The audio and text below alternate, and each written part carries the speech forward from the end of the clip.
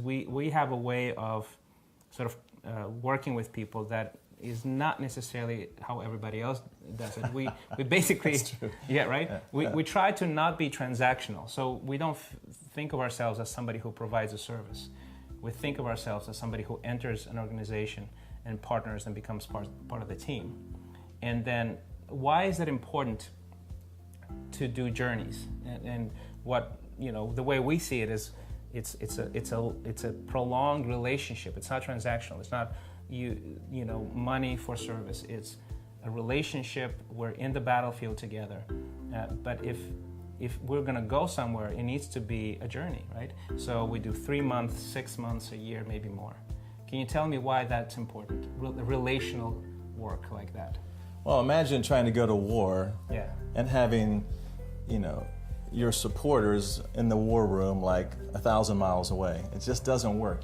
There's something that happens in battle. You have to be together, shoulder to shoulder, in the trenches, and those are when you see the acts of courage on the field. That's what inspires you, right? And so I think there's no amount of planning that you can do in a boardroom or on a whiteboard that's going to take you, over the victory line. And so I think that's why transactional businesses, fee for service, they all have their places. But I find that I think they should be relegated to lower level, well-defined sort of projects, and not so much, the journey adventure that's often required when you're trying to navigate stormy seas. And so ultimately,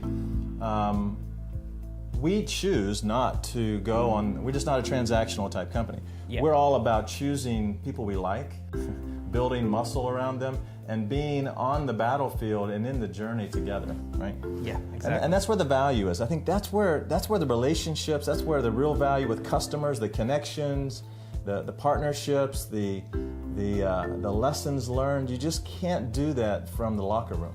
Yeah, and you can't do that within a week. No. You have to stay with it, you have to implement, and then you have to shift and pivot. It's all about pivoting. It's all about learning, right? Yeah. This is what we learned. And it's all about adjusting and adapting and overcoming. So that's the idea of journeys. Is we want to stay in a relationship. We don't want to be transactional. We want to stay for an extended period of time, shoulder to shoulder, and grow something and do something really, really great. Well, how about in the creatives? You've shifted a nation. Think about that journey as a journey. Mm-hmm. What did it take from idea through creation, through impact, through helping it to move a political movement? Could you have done that from the distance? How does that relate to the journey, to a journey? Well, anytime you want to do something that is new or something that is important, you will find great resistance. And every time you will find great resistance, you will find fear. And every time you will find fear, you will find confusion and darkness and things like that. So you need to have sort of the endurance to go, this is a marathon, this is not a sprint. And I think it's true in life. This is marathon, this is not a sprint. It's true in business as well. No business works with the formula of a sprint. And you might even have that attitude, but it won't work. Every business, every journey is a marathon. It's a long-term thing, and it's never straight.